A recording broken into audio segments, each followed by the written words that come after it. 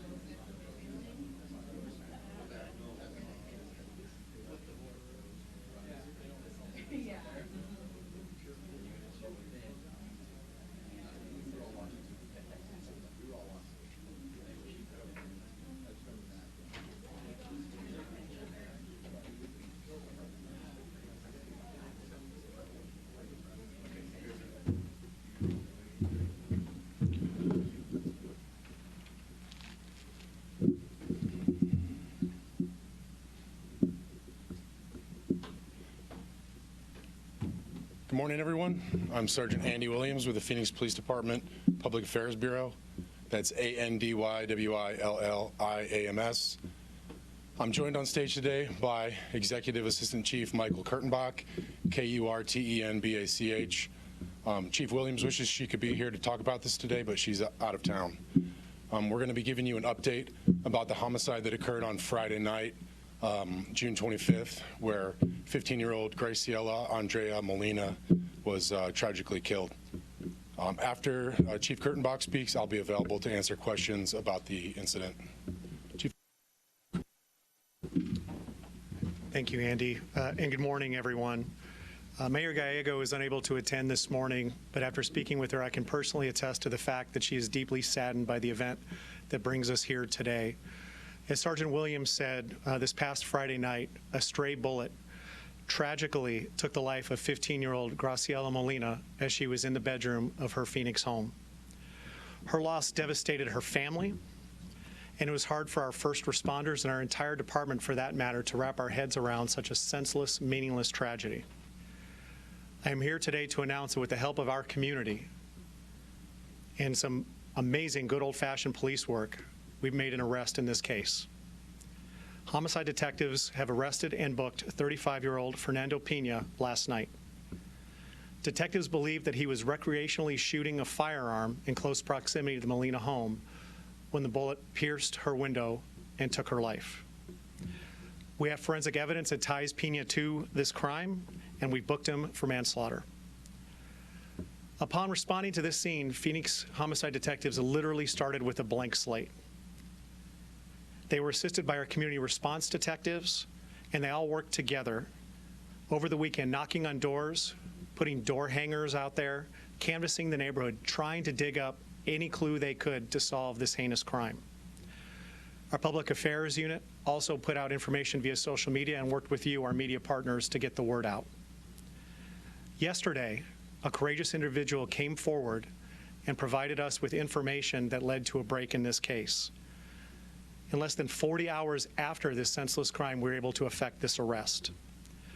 This arrest would not have been possible without the support of our community, our Phoenix community, who trusted us to share this information so that we could make this arrest. As your police department, we're doing what we can each and every day to solve violent crimes such as this, but it cannot be accomplished without the help of everyone. We are so much stronger, and our community benefits so much more when we work together. We are just starting to emerge from a very difficult time here locally, nationally.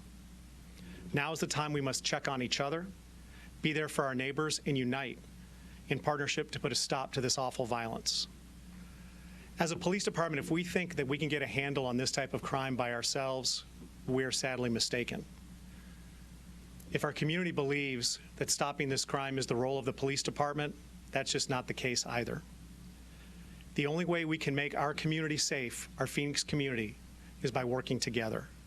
And this case is a perfect example of that type of collaboration. As a department and as a father, our deepest condolences go out to the Molina family. And let's not forget this senseless act has impacted the life of a 35-year-old man and his family and loved ones as well. Once again, I'd like to thank the community for rallying around the Molina family and providing that critical piece of information that helped us solve this case. I am so very proud of the men and women of the Phoenix Police Department who work so selflessly for our community each and every day and the work they put forth to solve this crime. And I'm proud of our community for the support they've shown following such a tragedy. And I think it's important to note before I close, we're getting ready to embark on the 4th of July holiday. And sadly, as somebody who has worn this uniform for 31 years, we know that we see lots of gunfire during this holiday. And I'm imploring our community, please, please don't shoot your guns anywhere other than when they are supposed to be fired. Let's put our guns down. Let's celebrate peacefully. Let's enjoy this holiday together. Thank you. I'll take any questions for either me or the sergeant. Yes, in the court documents, it said that Graciela was in the room with her father and an 11-year-old juvenile. Was that a sibling of hers? Yes, sister. A younger sister. And then just commenting on what you said, you said this is not a crime that police can necessarily stop. Well, how do you stop something like this?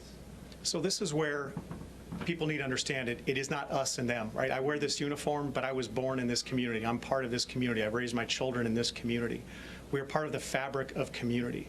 And I understand it takes trust and it takes that collaboration and partnership that I talked about, but that's what we need. In this case, but for a courageous individual who came forward and had trust and faith in us, who knows if we would have solved this crime, despite the heroic efforts of the men and women of the department. That's what we need. And when I talk about coming out of the pandemic, quite frankly, we've learned a lot. We've learned to adapt to Zoom, WebEx, Google, all these other platforms. But there's no substitute from sitting down with somebody and developing a relationship and talking with one another. That's how we can get through this, and that's how we can reduce crime in our community. Can you tell us more about this Good Samaritan? What prompted them to come forward?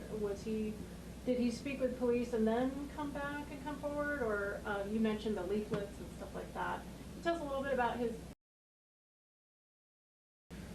So respectfully, I'm not going to delve much into that information for the safety of that individual, but what I can say, what I believe, what I've heard from our investigators, it was because this individual saw us out there, saw the care that we had for that tragic loss, saw us in this heat. We all know this Phoenix heat, hanging up door hangers and going door to door. I believe that prompted this person to come forward and share that critical bit of information. What do we know about the Mr. Pena? Does he have a history with Phoenix PD? As far as specific criminal history, I'll let Sergeant Williams address that. You mentioned that he was recreationally shooting, and you mentioned, obviously 4th of July, we unfortunately see a lot of people maybe shooting into the air. Is that what he was doing, or was he shooting at a target recreationally, or what do we know? We don't believe, based on the evidence, that Graciela was the intended target, but it's fair to say that he was shooting in a direction very recklessly, which ultimately led to this tragedy. Do we have any idea how close or far he was from the home of Graciela? I don't have specifics. Sergeant Williams can address it. As far as the distance from the physical evidence we located of the shooting to Graciela's home, it was over 100 yards, or more than 100 yards, so the length of a football field, which plays into our belief that she was not the intended target of the shooting. Comes to show that if a bullet goes up, it will eventually come down and might cause something like this. Absolutely, we all know about Shannon's Law. It is a felony to discharge a firearm within city limits for that very reason. When that bullet goes up, it will come down somewhere. In this case, it came down in about the worst possible location that it could have. What can you tell us about his previous calls to service involving this guy? So we don't typically talk about criminal history with people, but what I can say is he's not a typical person that you would expect to be involved in this sort of a crime. By all accounts, he was just an average person who made a bad decision. Does he face homicide charges? He has been charged with manslaughter, 2 counts of endangerment, and 2 counts of discharging a firearm within city limits. Do you believe he was intoxicated at the time? I don't have any information about intoxication. And did the bullet go through a window or the wall, or? Yeah, the bullet pierced a window of window? the 2nd floor. Could you give us an idea of like the manpower that it takes to conduct all of that outreach that you guys did and to encourage people to come forward in such a short amount of time, wrapping this up? Yeah, absolutely. I can say that the amount of man-hours that were put into this from our homicide detectives and our community response bureau, it was enormous. To try to saturate that area with enough officers to make an actual impact, to put a hanger on every door in that nearby neighborhood, it took an immense effort. In times like this, we know that we can't do it alone, and that's where that outreach with the media becomes so important for us, to try to amplify that message and get the community to help us. Have you spoken with the family at all about Graciela? Can you tell us anything about her? Where she was at school, or has the family talked about her interests or anything about her? Yeah, so the family has been, they're obviously very grateful of our efforts in this case. They have just asked at this time to just have some privacy while they mourn the loss of their loved one. Is there anything that they would like people to know about her? I don't have any specific information about that, but I have seen some of you have shared it on social media. They have started a GoFundMe to help cover the expense of her funeral costs. Where was she shot? Are you Impacted. physically on her body? It was in her upper body. Was she laying down, or were any of the other people sleeping or anything like that?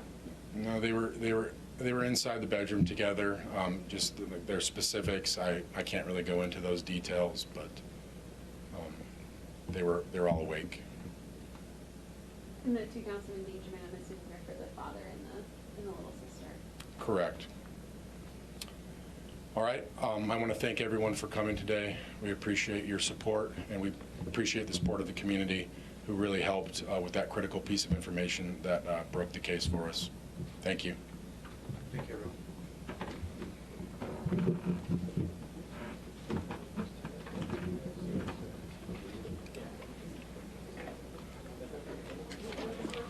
I'll hang out to help you guys get out as you break down. Yeah, I'll carry everything for you.